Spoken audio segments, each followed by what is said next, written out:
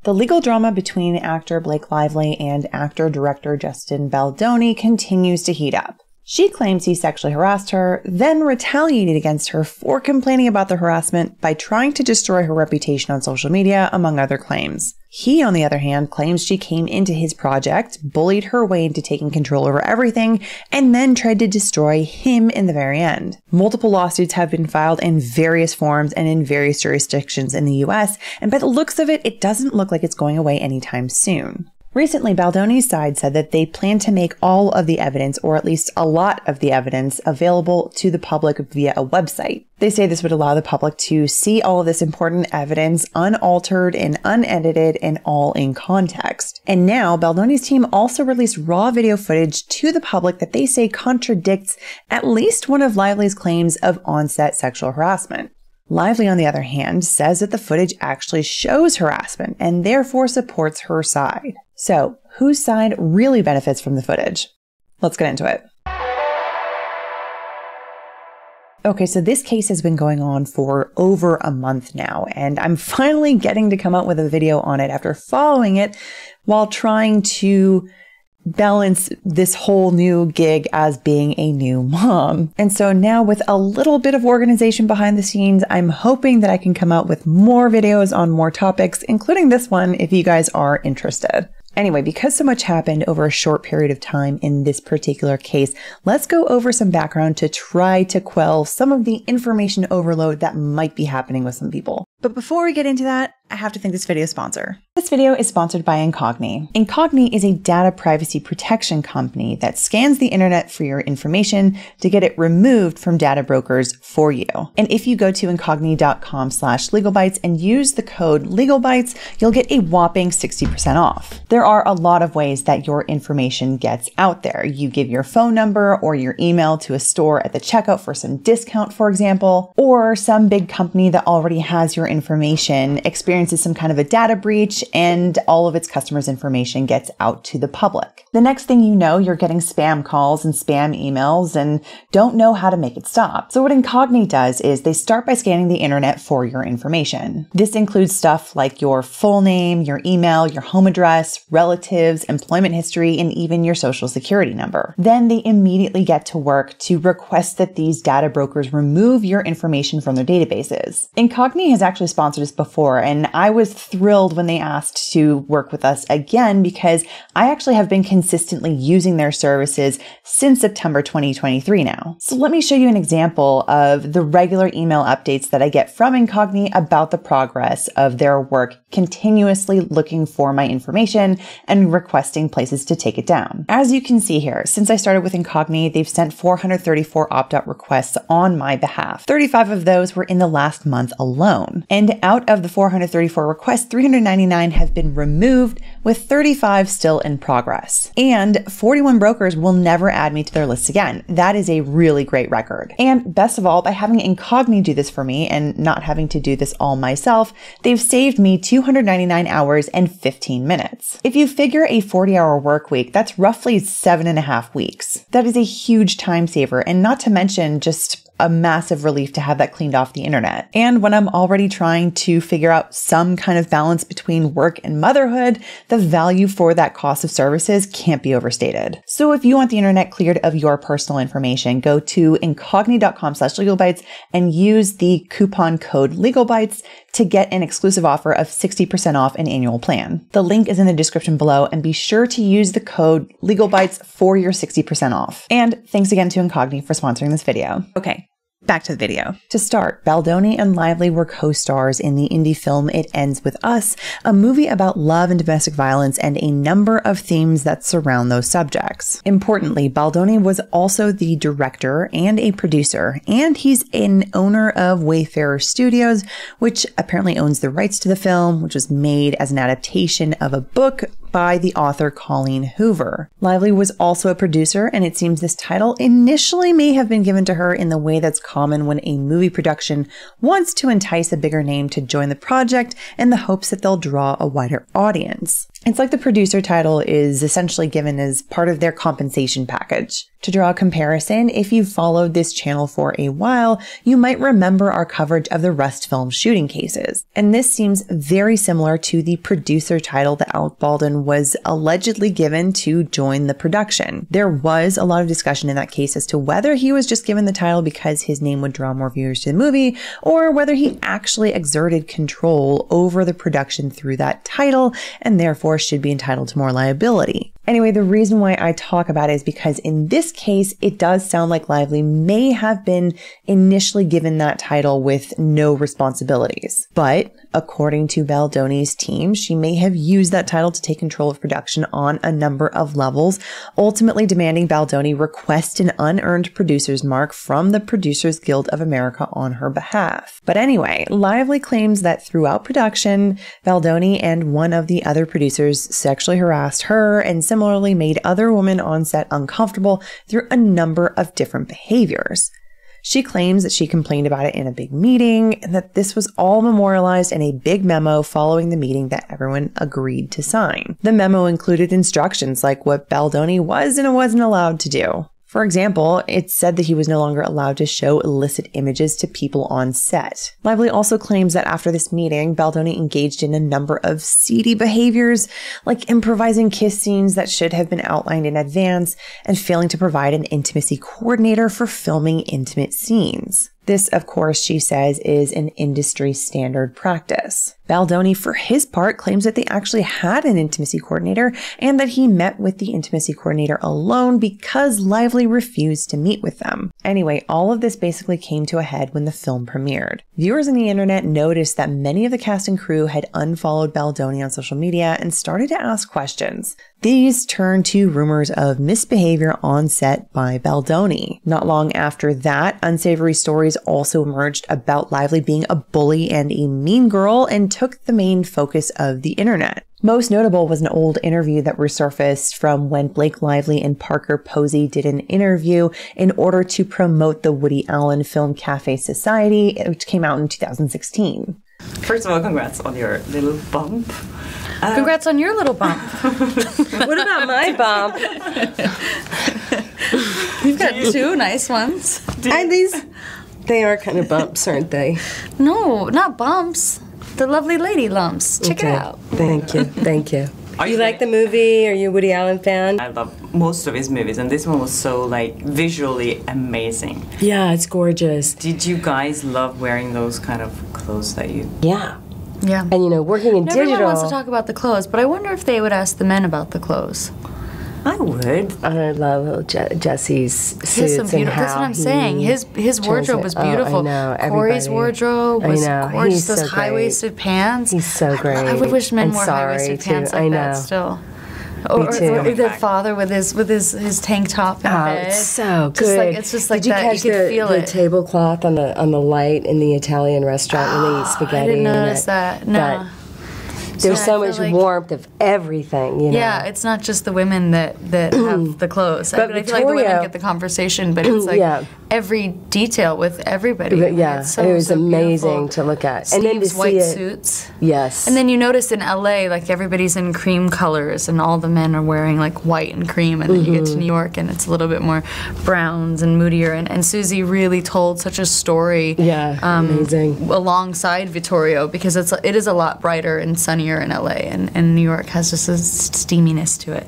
And I think, the whole Hollywood glam, it's so glamorous and everything. Can you relate to the things they were saying about Hollywood? It's so easy to get seduced by the fame and the money and the glamour. You see it all the time. That was one of my favorite things about the movie, were the subtle turns to their own transition into the ego of showbiz that Kristen has in that scene with Steve Carell, and then with Bobby taking on the persona of a club owner, but still these are things you do when you're an adult. Yeah. When you have to work, you have to. You play a part. You play at your life in a way that you find successful, or so it's a lot about choices, and then they carry this love, and it's just very. It's very grown up. It's neat to see where they came from, though, and see how authentic these people truly are and what good people they truly are too. Yeah. Because it's what you would see from the outside of the cafe society. You could dismiss each of their characters, you know, Right. but to see what a heart and soul each of them have is nice, and it's something that, you know, that's the thing, you know, as far as like relating to it personally, that you see, you know, you have these ideas of people that you're fans of, and then you meet them and get to know them as a person, and oftentimes you're such a greater fan of them as a person than you are as the person that people feel like they know, and that's always that's always nice and refreshing when you see that. Yeah. What do you feel like is the biggest misconceptions about fame and Hollywood in general? I think the idea that people think that they know you, I think because of how intrusive media is these days, people care so much more about your personal life than they do your work, and if you aren't open with your personal life, then they just make it up for you and share it for you. So I think the biggest misconception I see often is people feeling like they know someone that they don't, because they know what the media has created of someone. And the disappointing thing is when you meet the people, they're always so much more awesome than they're portrayed to be. I mean, that's normally my experience. And even people that are portrayed to be really great people, they're just a lot more complicated and interesting and nuanced and caring and thoughtful. And that's always nice, you know, to see that your idea of someone isn't always who they actually are. Yeah. Yeah. Yeah. Okay, thank you. Thank you, guys. The interviewer, Kirsty Flaw, has said since this resurfaced that this interview made her want to quit her job. She said she's dealt with infertility issues, so Lively's response really cut a sore spot for her, which is totally understandable. I mean, that's an area of obvious sensitivity. Also, I will note the weirdness of the fact that that interview comes up in the context of Lively's greater sexual harassment claims here. Like I mentioned a moment ago, that interview was conducted to promote her work in Cafe Society, a 2016 Woody Allen film. And as you may know, a long shadow has been cast in Hollywood over Woody Allen's entire history of work at this point, particularly since the Me Too movement, over a number of claims around him. First, there is the fact that his current wife is his former stepdaughter, and then there are the SA allegations that his own biological daughter, Dylan Farrow, has made about him. All of this was something of an open secret in Hollywood for a very long time, apparently, even before the Me Too movement, and many have since criticized the long list of actors who chose to work with Allen despite those allegations. And look, I'm not here to get into what I think about the Woody Allen topic, those claims, whether or not they have any merit to them, whether he should be canceled. I just think that it is a weird and interesting fact point in this whole story. Anyway, eventually summer 2024 ended and the social media storm around Blake Lively seemed to have died down as the internet turned its focus to other topics and controversies. But then in December 2024, the New York Times came out with an exclusive article about the subject, which included what appeared to be a complaint contemporaneously filed by Lively in California court. But what it really was basically a draft of a substantive complaint that was submitted to the California Civil Rights Department in order to obtain what's called a right to sue. This is a requirement under California courts framework. It basically is an administrative step that any plaintiff needs to take in order to file a discrimination or harassment or retaliation claim if it is under the Fair Employment and Housing Act. So in other words, for example, these are for lawsuits about employment discrimination or retaliation on the basis of sex, national origin, race, religion, etc. Now, as a plaintiff's lawyer in an employment firm in Southern California, I became very familiar with this process because I was obtaining rights to sue for clients on a regular basis. Obtaining a right to sue from the California Civil Rights Department is actually something that takes really no more than like 10 minutes in order to do if you have your fact pattern lined up. To do it, all you do is go to the website for the Civil Rights Department, or the CRD, formerly known as the Fair Employment and Housing Administration, or FEHA. And there you check a bunch of boxes, you fill in some factual information, and you can obtain an immediate right to sue essentially within minutes. Then from the date that you obtain that right to sue, you have up to 1 year in order to file the substantive complaint in a California court. Otherwise, you lose your right to do so. And what's interesting here is that Lively's team appears to have submitted the substantive complaint to the CRD when they went to obtain their right to sue. And as someone who used to do these all the time, I can tell you that this is 100% not necessary. And in my old practice, it wasn't something that any of us ever did. So that's an interesting twist. Why would they do that? Personally, I think that it's so that Lively could get her narrative out to the public and make herself defamation proof in the process. That's because if anything that she claims in that document turns out not to be true, it falls under the litigation privilege if the statement is made in a pleading or in an open courtroom, such as during a hearing or during trial. So by laying everything out in a substantive complaint, even in a draft form, by submitting that to the CRD in the process, that is going to bring all of those allegations under the litigation privilege fairly easily. So it is a pretty savvy move to do it in this way. Lay everything out in a pleading that you submit to the legal process and hand a copy of that pleading to the New York Times so that the narrative can get further broadcast. Anyway, after all of this happened, the public winds seemed to change in Lively's favor. She had claimed, among other things, sexual harassment and retaliation for complaining about said harassment. And there were a bunch of detailed allegations, too, that were actually pretty shocking, to include things like improvised intimacy while filming intimate scenes, like kissing where it wasn't warranted in the script and neither had talked about it, the failure to use intimacy coordinators where necessary for these intimate scenes, and inappropriate comments like about Lively smelling good and that she looked sexy while wearing a dress to facilitate breastfeeding. She also claimed that Jamie Heath, one of the other producers, basically forced her to look at illicit imagery, to put it euphemistically, and that Baldoni would talk about watching illicit imagery regularly. So Lively says that in mid-November 2023, she held a meeting with production in part to address the inappropriate on-set behavior of Baldoni and producer Jamie Heath. There was a memo that apparently followed this, which everyone apparently signed, and that appears to essentially acknowledge that there was problematic behavior that would end moving forward. And finally, Lively said, in the end, the social media firestorm was a direct result of her making these complaints on behalf of herself and female cast and crew. And what's more, she had text messages between Baldoni and among his PR agents that were essentially showing that they were trying to do exactly this. So people read these allegations and said, holy crap, who cares about the congratulations on your bump interview? It looks like all of this was a massive retaliatory effort to destroy her for making these complaints. And as someone who used to litigate these kinds of claims in California, I thought this actually looked like a pretty strong argument, especially with those text receipts. But of course, as with everything else in litigation, things can change very quickly when the other side has an opportunity to respond. And respond Baldoni did. So what did Baldoni do in response to the New York Times article and Lively's claims of sexual harassment and retaliation? He sued the New York Times for defamation, and in his complaint he said he never sexually harassed Lively and said essentially that she was the bully who was retaliating against him for trying to stand up to her efforts to wrest control of the production from him. He rebutted a number of her harassment claims, for example, claiming himself that they in fact had an intimacy coordinator and that Lively actually refused to meet with them. And he also said that the bullying wasn't just Lively. He said that her husband, Ryan Reynolds, was also a material role player here,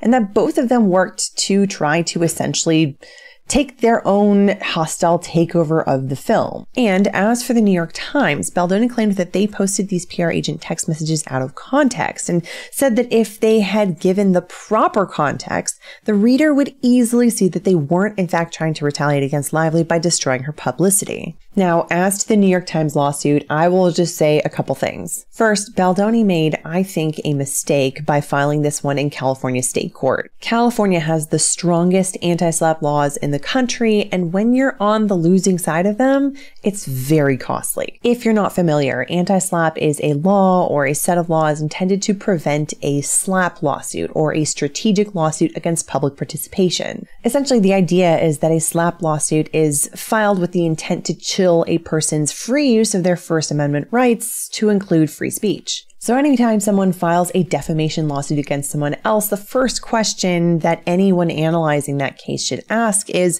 what about an anti-SLAPP response by the defendant? Anti-SLAPP laws vary from state to state, and California's is basically the strongest in the country. And there is no federal anti-SLAPP law, and federal courts have found that they can't apply local state law to that particular issue. So if Baldoni had filed in federal court in California, he actually probably could have avoided anti-SLAPP. But in California's state court, not only is the legal standard strict enough that claims typically readily get struck down, the anti-SLAPP process in California also really favors the defendant. That is, as soon as an anti-SLAPP motion is filed, the whole litigation gets frozen in time. No discovery can be made except for the rare and extremely limited exception for discovery needed for the anti-SLAPP motion itself. But even then, it's not often that that kind of discovery gets granted.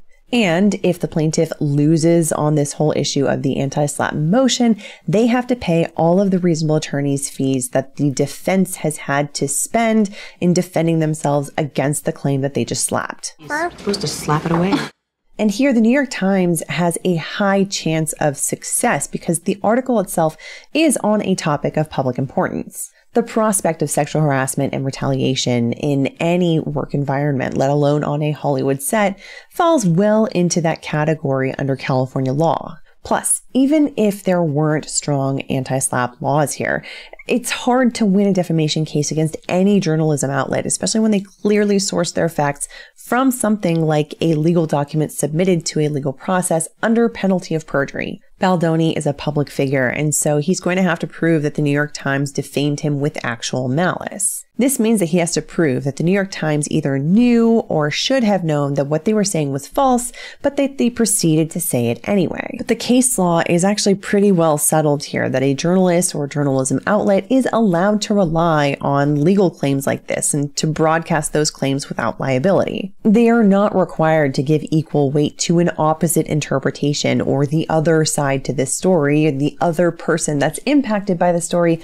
in a case like this. And as a pretty foundational matter, the New York Times is used to getting defamation lawsuits like this, and they're pretty used to winning. I would venture that their legal team is a pretty well-oiled machine at this point. Anyway, so that's that lawsuit. I don't think it's going to be a success, but I also don't necessarily think that matters all that much to Team Baldoni, because after he filed that lawsuit, a huge portion of the public actually came back to support Team Justin or Team Baldoni. And so this has gone back and forth ever since. On the same day that Baldoni filed his New York Times lawsuit, on New Year's Eve 2024, Lively filed a different lawsuit against Baldoni, this time actually filing it, and this time filing it in New York federal court. Then on January 16th, 2025, Baldoni sued Blake Lively, Ryan Reynolds, and Lively's publicist, Leslie Sloan, also in New York federal court. So here we are with many, many plates spinning in the air at the same time. Every few days, it seems like there's something new that comes out, and it can honestly be so hard to keep up with this case. Recently, Baldoni's team said that they plan to put up a website and dump a bunch of raw evidence on there, uncurated and unedited, so the public can see everything in its proper context. And they claim that when the public sees everything in this way, all these communications between Baldoni and Lively, it'll show that Baldoni is the one being victimized by Regina George here. Can I just say that we don't have a clique problem at this school? And some of us shouldn't have to take this workshop because some of us are just victims in the situation? That's probably true. How many of you have ever felt personally victimized by Regina George?